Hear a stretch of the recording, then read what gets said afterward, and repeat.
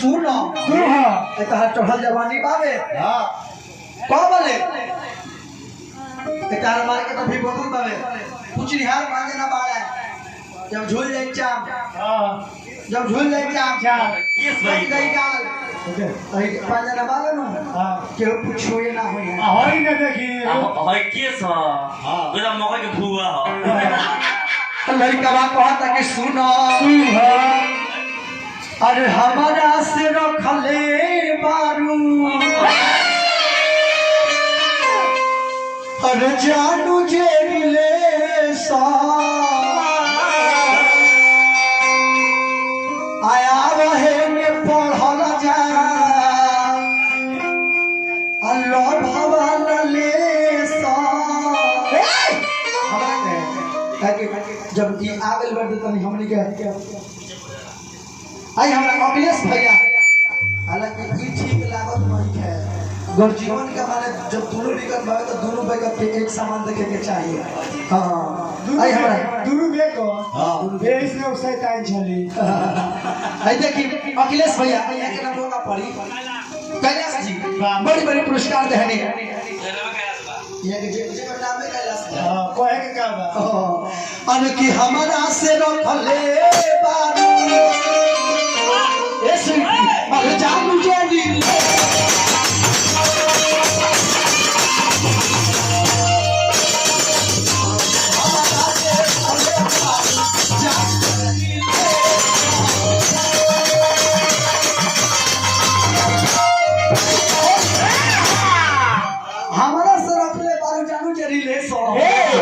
सुन है खाली होके से भैया का ध्यान नहीं देने का हां चल होने पढ़ल जा चलो होने पढ़ जाओ कहां हमरा प्रेम भैया का हो चल होने पढ़ल जा अरे लो भगवान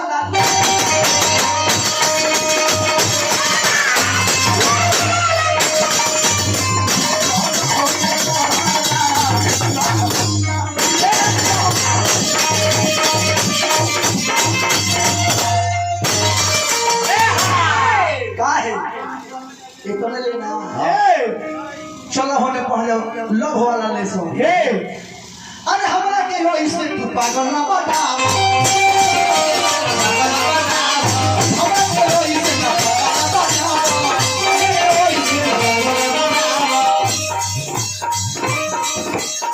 रात्रि में हो वाला सपना देखा रात्रि में हो सपना देखा रात्रि में हो वाला सपना देखा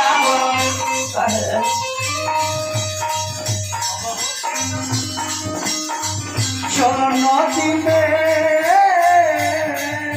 और बोलो चलो नदी में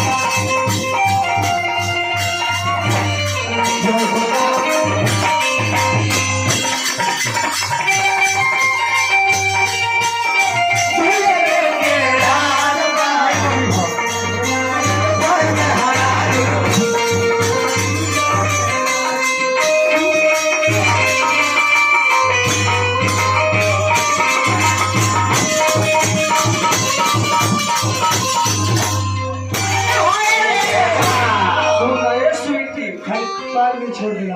अरे प्रेम भैया के जहिया अरे कौन जई बुरानी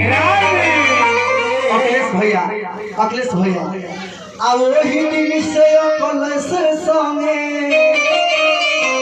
अरे काटे लग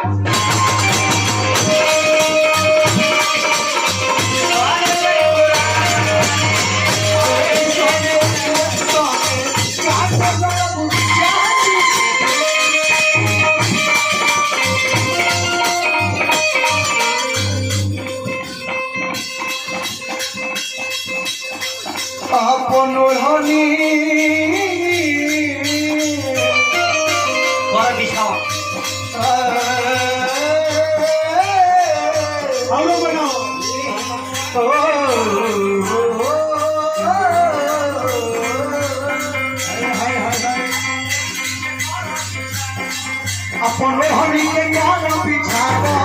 अब करे दले